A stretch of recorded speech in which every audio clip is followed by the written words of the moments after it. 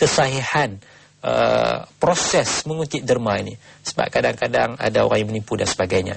Ada satu kes, saya baru berjumpa baru-baru ni, datang ke satu surau lepas sembahyang maghrib, orang minta derma dan sebagainya. Bila minta derma tu, saya pun bercakap lah, masa kuliah tu saya bercakap tentang perlunya kita berhati-hati dengan orang yang minta derma ini. Kalau betul, alhamdulillah. Kalau tak betul, dia menipu, kita menggalakkan orang ini supaya melakukan perbuatan ini. Lepas sembahyang Isyak, saya dah tengok orang nak minta derma untuk bina masjid di luar negara tu, di belah Afghanistan, di belah Pakistan tu, tak ada dah. Sedangkan dia tak kutip derma lagi, dia baru nak kutip derma. Tapi mungkin dia faham bahasa Melayu yang saya gunakan itu, dia tahu kata ini tak boleh cari makan ni. Itu masalah, kita takut masalah penipuan. Jadi dalam masalah ini, hukumnya ada pahala, cuma kita kena semak dulu kesahihannya. Dan kalau betul, kita teruskanlah berderma demi pembinaan masjid rumah Allah Subhanahu wa ta'ala. Baik, soalan seterusnya daripada Syahanim Azlim. Sekiranya saya bersedekah atas nama seseorang yang telah meninggal dunia pada hari tertentu seperti hari lahirnya, adakah diperbolehkan? Kerana saya pernah membaca putus sudah amalan dengan yang setelah kita mati. Ini masalah putus amalan dengan orang yang hidup. Sebab itu amalan yang pastinya ialah dengan tiga perkara yang disebutkan dalam hadis Rasulullah sallallahu alaihi wasallam itu, iaitu sedekah jariyah, sedekatin jariyah, sedekah jariyah, wakaf itu. Kemudian antaranya waladin salih yad'ulah, anak-anak saleh yang mendoakan bagi si mati itu. Antara perkara yang pasti tak terputus. Yang lain daripada itu terputus. Sebab itu kalau kita nak sedekah ini, kita boleh bersedekah atas nama seseorang. Tapi lebih baik lagi kita buat satu perkara yang pasti, iaitulah kita berdoa agar si mati itu diampunkan dan dirahmati oleh Allah Subhanahu wa ta'ala. Itu satu perkara yang pasti, insya-Allah diterima oleh Allah Subhanahu wa ta'ala. Baiklah tuan-tuan dan puan-puan, nampaknya kita dah sampai ke penghujung segmen ini. Insya-Allah kita akan sambung pada segmen yang seterusnya. Jangan ke mana-mana.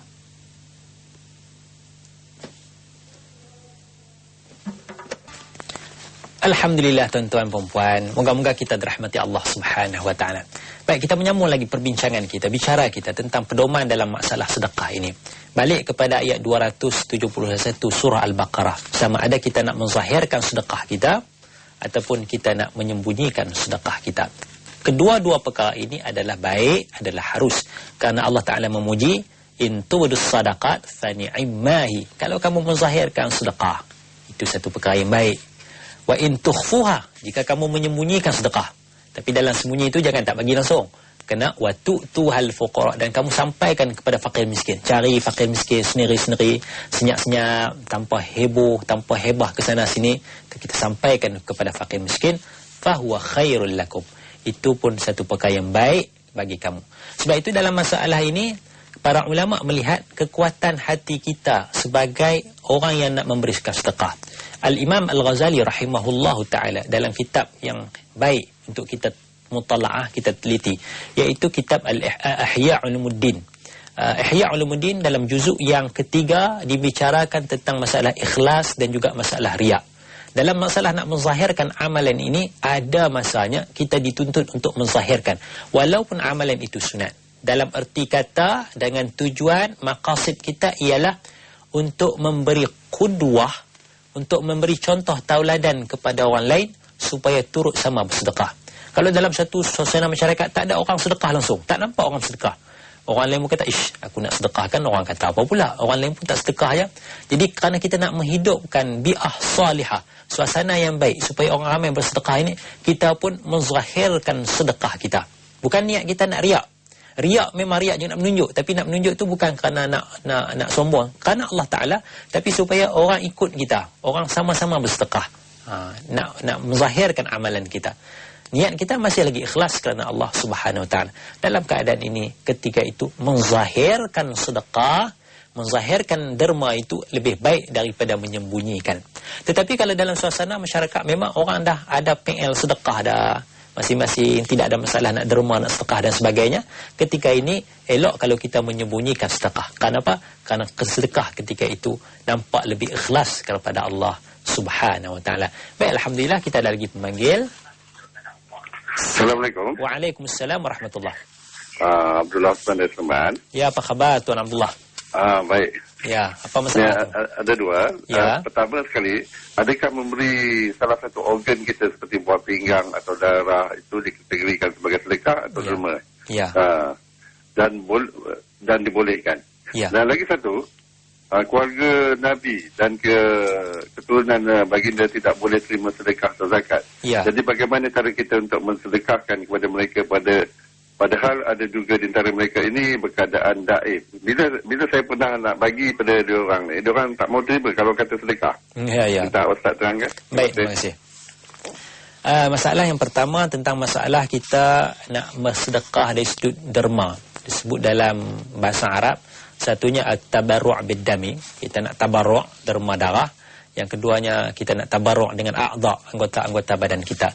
Sebenarnya masih lagi ada khilaf para ulama, tetapi saya melihat bahawa para ulama ataupun kebanyakan para ulama melihat ia adalah satu perkara yang harus untuk kita derma darah. Tidak ada masalah, tidak ada khilaf. Bagi saya, kalau ada khilaf pun, khilaf itu bagi saya tidak iktibarkan keharusan untuk menderma darah kerana keperluan dalam kita nak menderma darah. Dan begitu juga dalam nak menderma organ kita itu sebenarnya masih ada khilaf para ulama. Tetapi sebahagian besar para ulama nampaknya bersetuju bahawa boleh didermakan organ kita. Cuma dengan syarat-syarat yang tertentulah. Masalahnya kita dermakan buah pinggang sebelah kita, kita masih boleh hidup lagi. Kan? Masih boleh hidup. Tapi kalau kita derma sebelah buah pinggang tu menyebabkan kita pun tak boleh nak hidup dah. Kerana kita ada dua buah pinggang, satu buah pinggang kita rosak, kita nak dermakan yang elok tu pada orang, menyebabkan kita pun tak boleh nak hidup. Maka ketika itu tidak harus sebab mudarat kepada diri kita. Itu antara syarat yang diletakkan oleh para ulama. Begitunya nak dermakan anggota-anggota yang tidak boleh merosakkan diri si pemberi derma. Jadi dalam keadaan ini hukumnya adalah harus untuk kita memberikan derma. Cuma ada garis panduan yang perlu kita ikuti dalam masalah ini. Baik, dalam masalah yang kedua, dalam masalah untuk kita memberikan sedekah kepada keluarga Nabi SAW. Memang ada hadis Rasulullah SAW melarang. Kerana disebut bahawa ia sebagai daki-daki harta. Itu satu nas hadis Rasulullah SAW.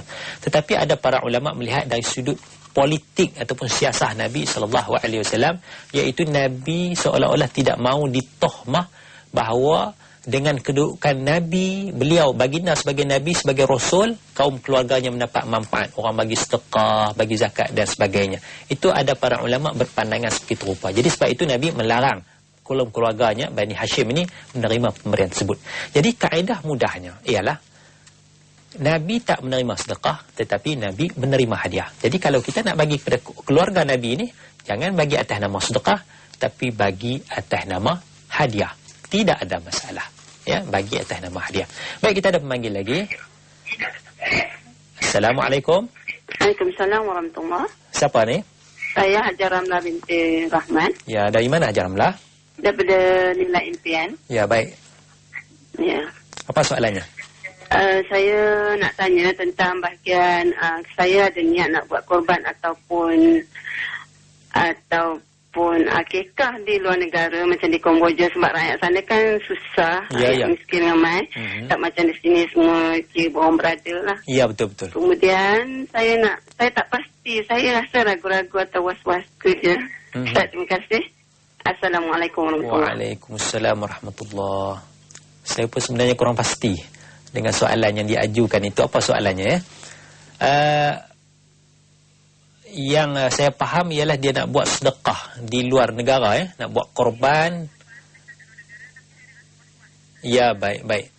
Nak buat sedekah di luar negara, cuma ada rasa was-was. Dalam masalah ini kita perlu mencari channel ataupun mencari saluran yang betul-betul pasti, pertubuhan yang berdaftar.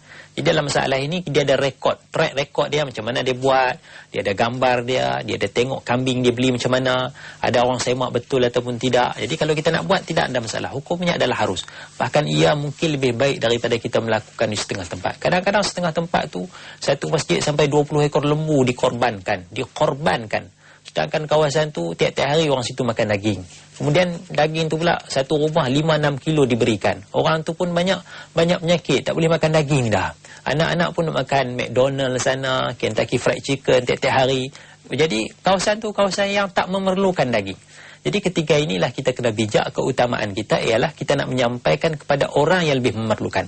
Jadi ketika ini kalau kita nak buat di luar negara, di Palestin umpamanya, di Kemboja umpamanya, hukumnya adalah sangat-sangat baik. Cuma kita takut berlaku penipuan kat situ. Maka ketika ini kita seelok-eloknya mencari satu pertubuhan yang berdaftar, yang kita boleh semak track recordnya dan sebagainya, dan insya-Allah ia satu perkara yang baik. Baik, ada lagi pemanggil. Assalamualaikum. Ya, sebelah ni. Assalamualaikum. Waalaikumsalam warahmatullahi. Ya. Saya Haji Sa'id pada Ustaz. Apa khabar Haji Sa'id? Alhamdulillah. Hujan mana? Hujan lebat Ustaz. Hujan lebat 4 Hujan kali lebat. masuk dia tak sangkut lagi. Oh ya ke? Ya, ni yang kelima pun sangkut ni.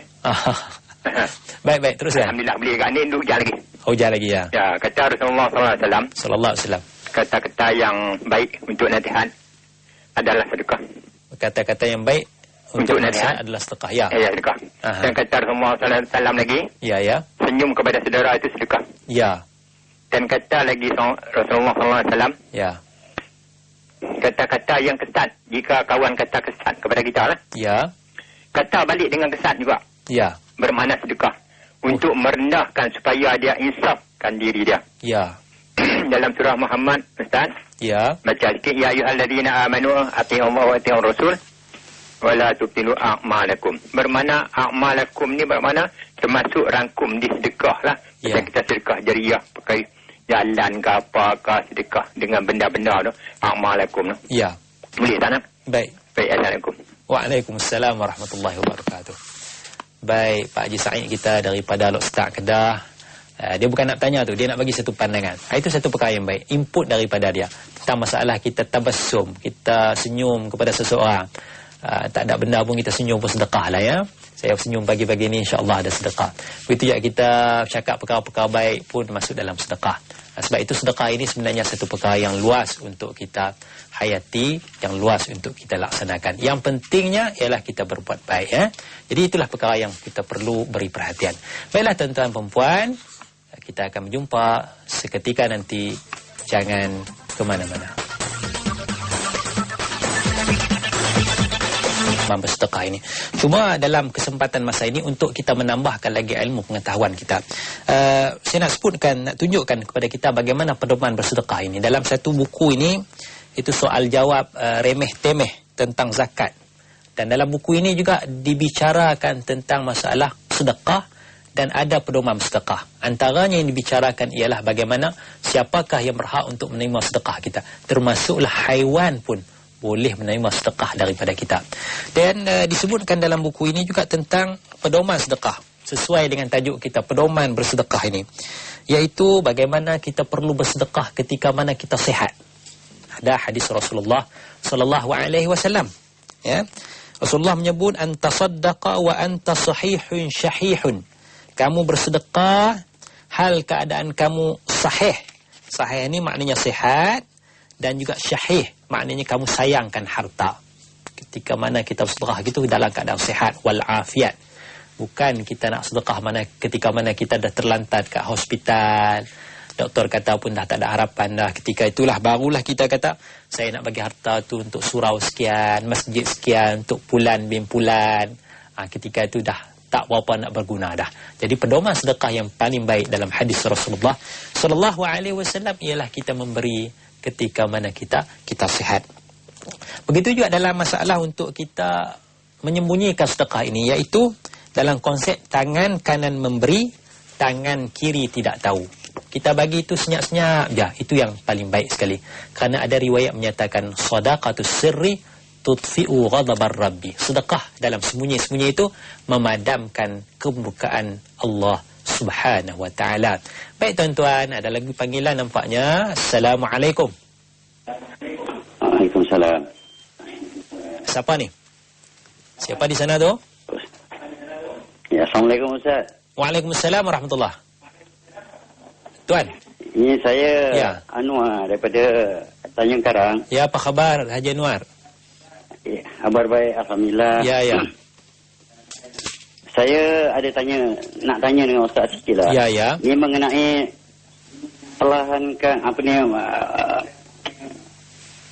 orang bersedekah biasanya dengan ikhlas hati kita sendiri, dengan koridor kita sendiri kan. Ya. Tapi bersedekah ni menunggu sesuatu tu hilang. Misalnya katalah dia ada tanam-tanaman macam pisang ke nanas ke dan sebagainya lah kan ya. Ya, dia tak suka bersedekah dengan orang. Tapi bila dah hilang, dia cerita dengan orang mengatakan, Allah, barang aku dah hilang. Dia nak buat macam mana? Kena sedekah je lah. Jadi sedekah yang sedemikian ni macam mana? Dari segi ajaran, dari segi apa tu Ustaz? Ya, baik. Dari pandangan sudut Islam ni lah. Ya, baik. Itu saja saya. Assalamualaikum. Waalaikumsalam warahmatullahi wabarakatuh. Baik, ini berlaku dalam masyarakat kita, iaitu bila satu benda dah hilang, dia kira sedekah lah. Ya, sedekah. Misalnya kita pergi ke masjid, ke surau, bawa kasut yang agak mahal sikit lah, elok sikit lah, selipar ke, kasut ke. Keluar lepas sembahyang tu tengok tak ada dah. Tak apalah, kira sedekah lah kepada orang yang ambil.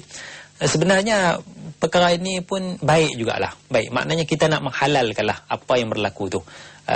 Kita nak menghalalkan kepada orang yang ambil tu. Sebab kalau kita tak halalkan, dia jadi satu dosa pula lah. Dosa yang berdosa bahawa orang tu telah mengambil, mencuri benda tersebut. Tapi kalau masa dia ambil tu memang dosa curi, kemudian kalau kita keluar tengok kasut kita tak ada, kemudian kita kata tak apalah, halal lah. Kita halalkan satu perkara, kita bagilah kepada orang yang mengambil tu. Perkara ini pun satu perkara yang baik, satu perkara yang harus untuk kita lakukan. Cuma kalau keadaan tertentu itu sedekah ketika mana kita sayang kepada harta itu. Itu yang paling baik tu. Ketika mana kita sayang kepada harta tu, ketika itulah yang paling baik. Tapi ketika hilang pun, kita niatkan nak sedekah pun, insya-Allah Allah tu wasi'ul fadli. Allah itu keluasannya sangat luas. Dan kita mengharapkan rahmat, kita mengharapkan kurniaan daripada Allah Subhanahu Wa Taala. Jadi dalam masalah ini, moga-moga ada pahala dekat situ, insya-Allah ya. Baiklah tuan-tuan, kita melihat lagi bagaimana tentang fadilat ataupun pedoman dalam sedekah ini. Antara yang ketiga disebut dalam kitab ini, buku ini, iaitu jangan kita mengungkit-ungkitkan sedekah. Jangan kita mengungkit-ungkitkan sedekah.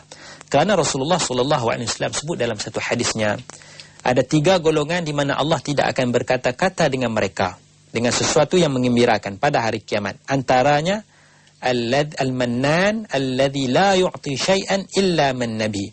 Pertamanya ialah orang yang suka mengungkit-ungkit, di mana dia tidak akan memberi, melainkan dia akan ungkitkan pemberiannya itu. Ungkit balik RM50 ke, RM1 ke, RM1 ke, kita ungkit. Itu tak wajar untuk dilakukan. Baik, alhamdulillah, ada panggil lagi. Assalamualaikum. Waalaikumsalam warahmatullahi. Siapa di sana? Ustaz, saya nak tanya. Ya. Saya Nurini Muhammad daripada Kajang. Ya, teruskan. Saya telah menjual sebuah tanah. Menantu bagian untuk jualan itu saya bayarkan zakat. Keluarkan zakat untuknya. Tapi duit zakat tu saya berikan pada satu keluarga miskin. Ya. Adakah duit itu dikira zakat atau sedekah? Ya, baik. Terima kasih, Ustaz. Sama-sama. Baik, menjual tanah kemudian kita dapat duit, dan duit itu dikenakan zakat. Masalahnya kita berikan zakat kita itu kepada keluarga miskin. Dan sebenarnya keluarga miskin ini termasuk dalam asnaf yang 8. Innamas sadaqat lil fuqara'i wal masakin wal 'amilin 'alaiha ila akhir ayat. Sesungguhnya sedekah itu, yakni zakat itu, nak berikan kepada siapa? Berikan kepada asnaf yang 8. Antaranya lil fuqara', fakir, dan juga orang-orang miskin. Jadi kalau kita menilai bahawa keluarga itu miskin, memerlukan bantuan, kita bagi sedekah pun harus hukumnya. Kalau kita bagi zakat kita pun hukumnya adalah dibolehkan, diharuskan. Hukumnya adalah harus. Baik, kita sambung baik kepada masalah pedoman yang ketiga, jangan kita ungkit-ungkitkan sedekah. Kalau kita diungkit itu masuk dalam perkara yang boleh membatalkan sedekah kita, pahala sedekah kita. Yang keempatnya ialah tangan memberi, mulut jangan mencaci. Tangan duk bagi, mulut kita duk caci orang. Menghina orang yang minta sedekah dan sebagainya. Kalau tak nak bagi, jangan bagi. Kalau tak nak bagi, orang tu minta juga, katalah ucapan-ucapan yang baik, minta maaf, saya tidak ada duit hari ini, terlupa nak bawa datang ke masjid, ke surau tak bawa duit. Contoh kata kalau orang tu minta ke masjid, ataupun kita duit besar sangat nak bagi, ada RM1 dalam poket kita, takkan kita nak bagi sampai RM100 dan sebagainya. Duit kecil tak ada, kita minta maaf, kita minta nak belanja dia makan dan sebagainya. Tapi mulut kita itu hendaklah kita jaga.